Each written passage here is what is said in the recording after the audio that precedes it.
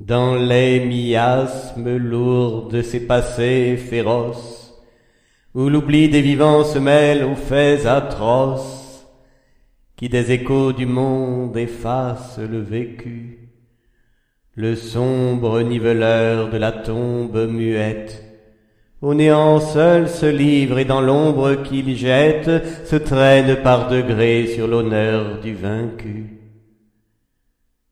C'est ici que la mort pour l'existence entière, de débris en débris a fixé sa frontière, que par l'ordre des ans, la noirceur vient tourdir. Plus d'un, privé de sens, redoute dans ses gloses l'impénétrable énigme aux lettres toujours closes, que la science et l'art brûlent d'approfondir. L'aube messianique épaississant la nuit, au seuil inférieur n'est jamais parvenue, excepté le silence et le recueillement. Mais dans ces lieux profonds à l'issue effroyable, rien ne fléchit la faim du ver insatiable qui, de l'œil fixe et creux, est le seul mouvement. Lorsque la nuit, vestale aux blanches mousselines, tend ses manes aux fers au sommet des collines et soutient dans l'azur ses maternels transports. L'oiseau musicien est chassé par l'or frais, et l'on peut suivre alors, si le cœur ne s'effraie, la conversation promise au vers des morts. Des tombeaux ignorés, secrets dépositaires, hôte muets et vain, je suis le ver de terre qui des lois du trépas s'oppose à vos discours. Je ne viens pas de loin, je viens du plus intime, et chaque enfantement désigne ma victime. Tout tombe autour de moi par son dernier recours. Il suffit d'être né pour m'échoir en partage, au prix d'ardents efforts qui dans leur serpentage vont unir l'ombre affreuse et la mémoire en pleurs. Je rampe en tout, sur tout, et ma langueur humide enceint la jeune amante et l'orphelin timide, soumise aux mêmes lois que règlent les douleurs. La géhenne me craint et le spleen me jalouse, car j'atteins la pudeur sur le corps de l'épouse. Et le suprême adieu de l'orgueil virginal, maître enfin et vainqueur de l'espace et du nombre, sous les antres pierreux ou dans l'abîme sombre, mon secret mouvement remplit le but fatal. Je l'absorbe et la mort dans l'argile amollie, rouge inondation par ma faim recueillie, sous les vagues de feu du char pesant des jours. Dans ma lente fureur le plaisir ne me sèvre, et mon dernier baiser presse en rongeant sa lèvre l'âpre expiation de ses refus d'amour. De la nuit séculaire à la tige odorante, rien dans ce cours n'échappe à ma faim dévorante. Au dehors, au dedans, partout, je suis la loi. Des essaims fourmillant aussi prompts que la foudre, jusqu'aux larves d'enfer qui mettent tout en poudre. Le festin de Tantale est préparé pour moi.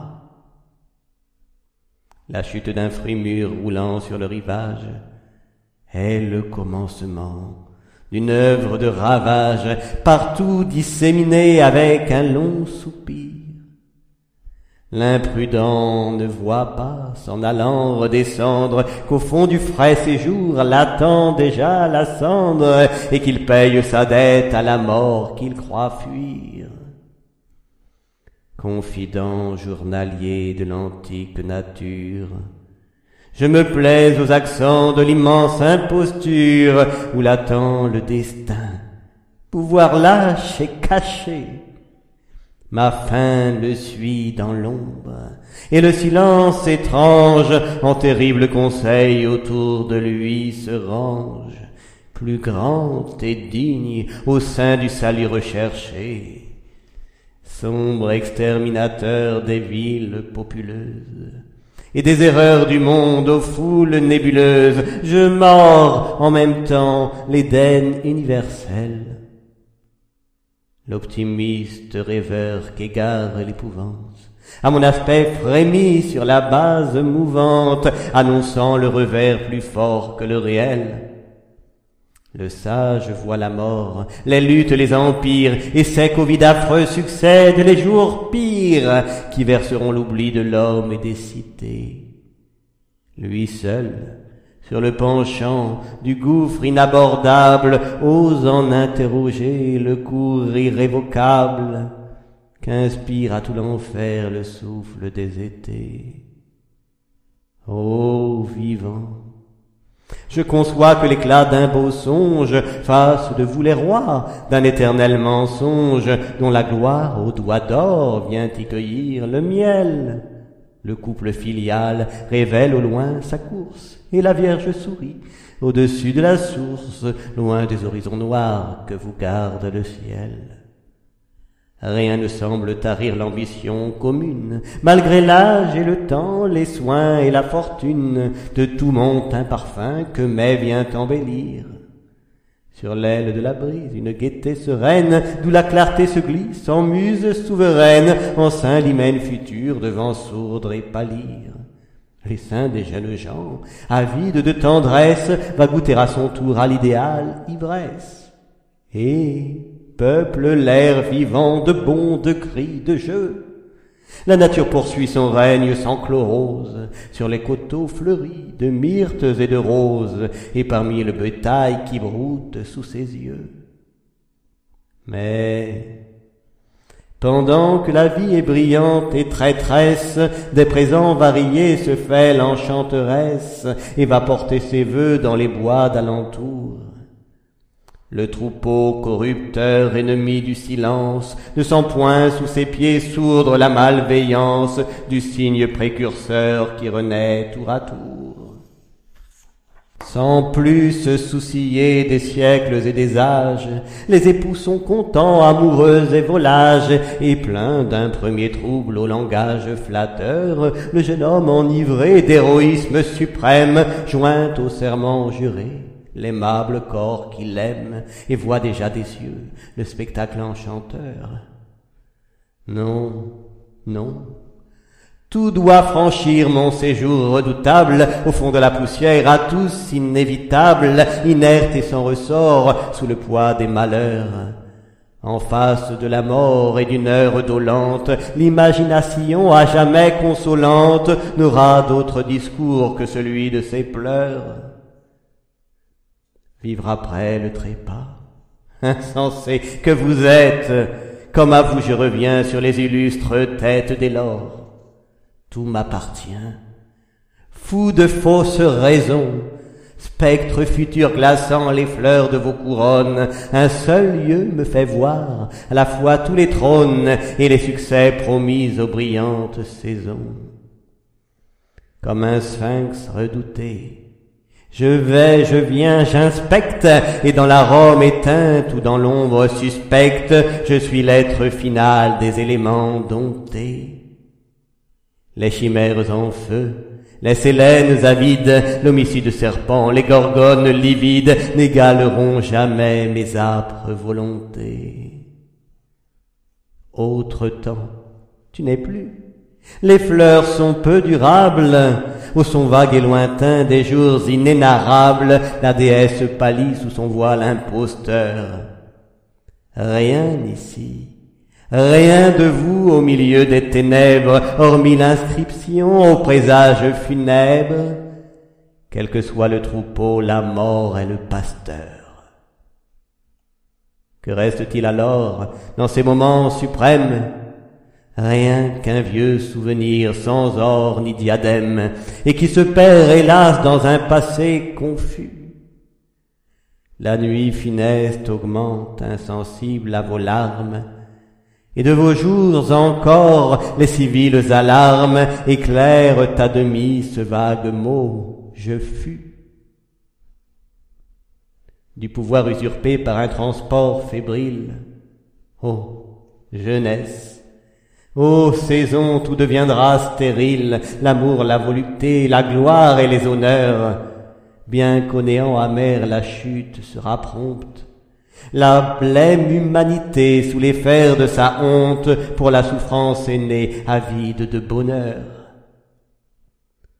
Sujets à moi-même comme un terrestre orage, où les dieux mensongers avec vous font naufrage, vous savez désormais où le temps vous conduit. Que deviendront ces biens soumis à la pâture, quand la cruelle mort viendra par aventure, clore d'un doigt glacé votre funèbre enduit?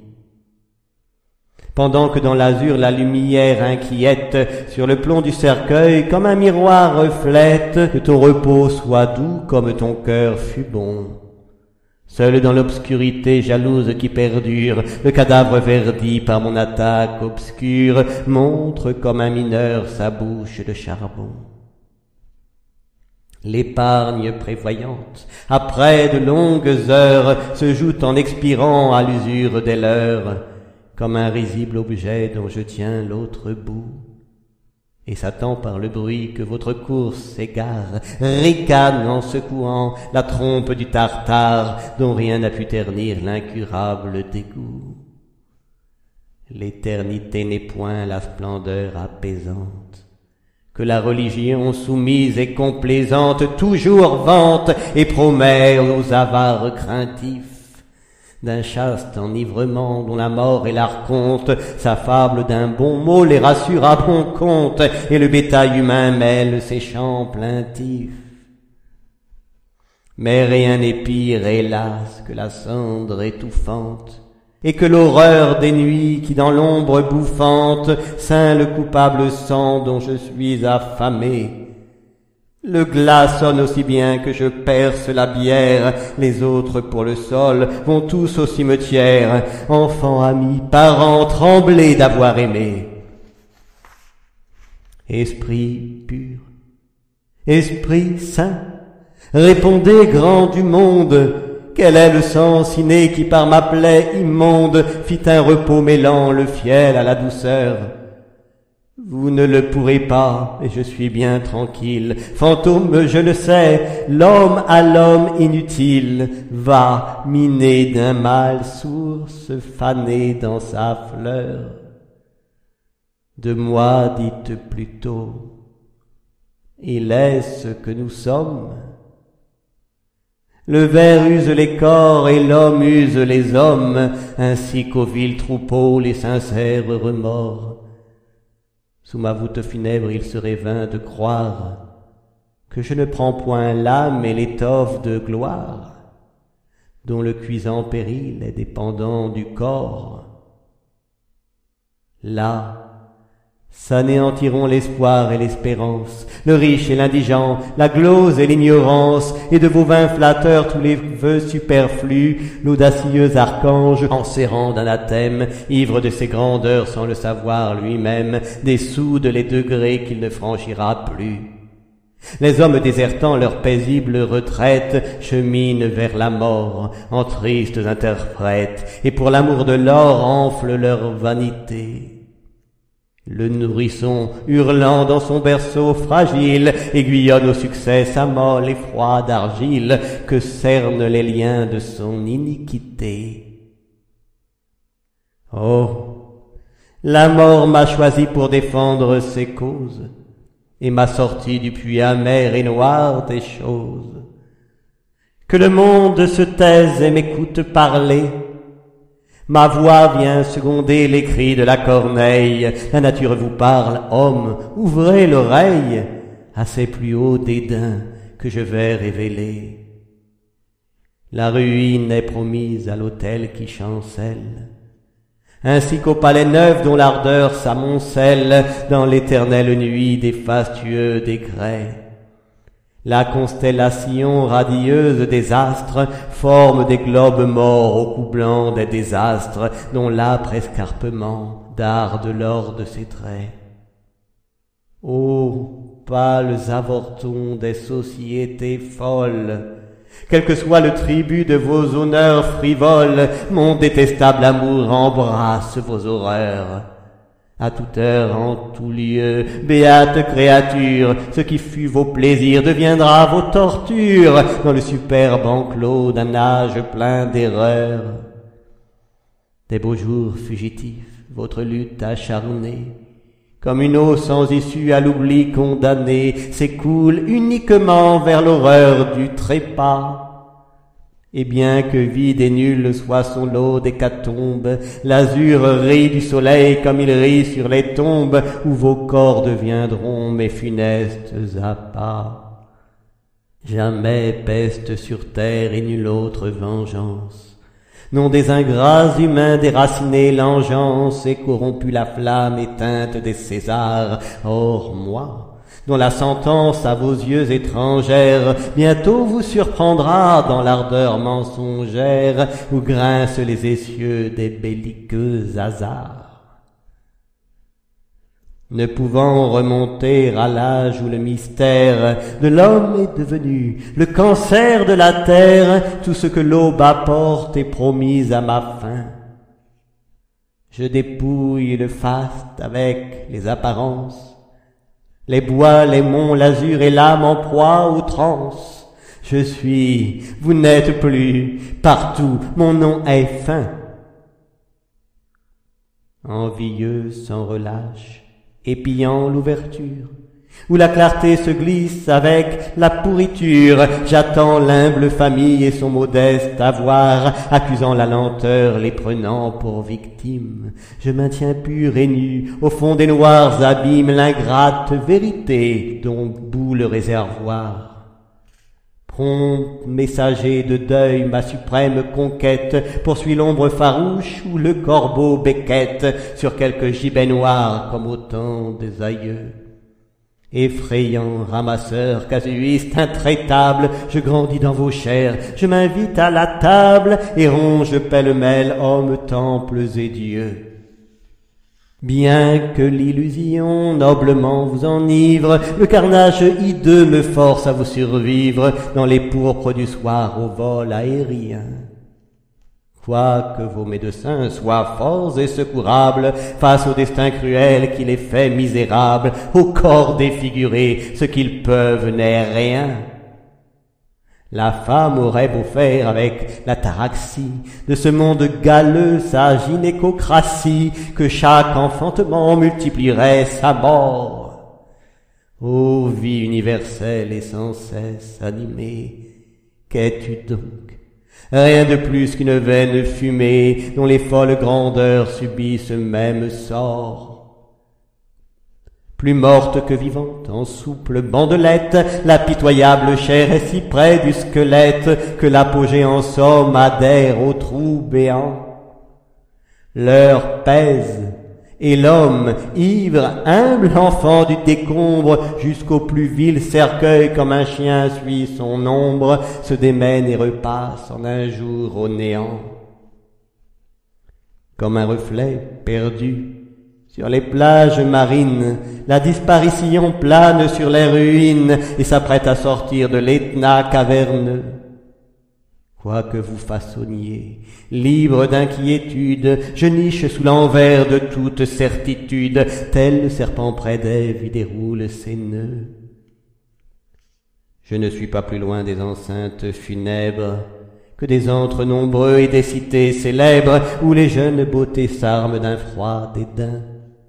Atomes de grandeur sur leurs faces pensives, j'éviderai les yeux pour ronger les gencives et tout ce que la parque interrompra soudain. Votre ombreux labyrinthe aboutit à la fosse, et malgré l'attribut de la parole fausse, tout vous ramène alors au lieu déjà connu. L'individualisme enclin à disparaître ose à tort se vanter de ne me point connaître, mais sans sitôt mon fil imperceptible et nu. L'échéance fatale à mes regards s'apprête dans une obscurité redoutable et secrète, où je ne lâcherai pas un pli du linceul. À moi les corps huilés, la pourpre et la cimarre, toujours plus près du riche en attendant l'ignare, je dévore les pieds glacés de son aïeul. Mon spectre s'éternise en mille aspects funestes, et d'un fier battement soufflant les feux célestes, mêle une goutte d'ombre au douloureux affront. Et tandis que son œuvre oppressante vous couvre de morbide pâleur dans la nuit qui s'entr'ouvre, un lugubre hibou tourne autour de vos fronts. Des lois de votre instinct l'effacement suprême, où tout doit concourir se heurte au noir problème. Tel est le sort de l'homme au transport incessant. Debout à vos chevets, ici-bas misérable, de la nature impie aux êtres innombrables, la même question vous étrangle le sang. Pourquoi cet infini, se mouvant sans relâche, de tant d'activité n'est que la piètre tâche qui pas à pas se borne à son court horizon? Ô mortel inconscient, le disque de la lune voit ses blanches clartés ternir l'une après l'une, en dépit de vos jours pétris d'un vil poison. Vos mondes, vos soleils sont de futurs cadavres. L'équinoxe de cuivre et ses célestes havres trouvent enfin l'oubli des désastres parqués. Pressés et confondus, ces essaims de lumière, dans l'insondable nuit des ténèbres premières, semblent des miettes d'ombre entre les fûts tronqués. Oh, quel songe effrayant que cette vie aride, où le temps, vieillard chauve, imprime au cœur la ride, et dans vos sanglots même un naufrage croissant. Cette procession étrange prétentaine s'empresse à ses désirs, s'abandonne incertaine, vide et pourtant remplie en l'orbe incandescent. Mais, partageant le sort de vos métamorphoses, pour revenir toujours l'obscur pourquoi des choses, grouille en chaque être humain à naître ou déjà né. Fuyez ou demeurez au milieu des tempêtes, revenez sur vos pas, perdez-vous dans les fêtes, l'âpre dépouillement est au sol enchaîné. Névrose collective ou au comble de l'inepte, non qu'il me porte en vie et qu'il jure ou m'accepte, tout honneur ici-bas n'est sûr que de moi seul. Car la mort franchissant les steppes éternelles, à l'aile faible encore joint ses horribles ailes, et de 16 printemps se fait un froid linceul. Mortels gorgés de bien, dociles à vos chaînes, après avoir longtemps vanté les grandeurs vaines, il faut mêler sa cendre aux cendres des aïeux. Cette insipide vie effleurant la surface, étoile au feu pourpré, qu'un léger souffle efface, aurait dû pour jamais vous dessiller les yeux. De mille et mille faits dont le brillant mirage, pour abattre ou charmer, n'a fait qu'un même ouvrage, la part qu'est le critère et la nécessité. Chacun cherchant l'honneur des jours expiatoires, retrouve en se couchant les visions les plus noires, dont le vol inégal poursuit la cécité. Du fléau ravageur guettant dans l'embrasure, système de forfait que disperse l'usure, la naissance elle-même est un risque de mort. Sur l'axe de l'enfer où rayonnant ou sombre, les hommes éblouis se bercent dans mon ombre et repassent toujours sous la dent qui les mord. Mendiant, potentat, votre fin douloureuse appâte du néant la rigueur ténébreuse qui ne se veut soustraire au souffle de la nuit. Car cette grande idole, au fort d'une heure amère, se gardera d'unir l'inutile misère d'un squelette difforme aux rumeurs d'un vain bruit.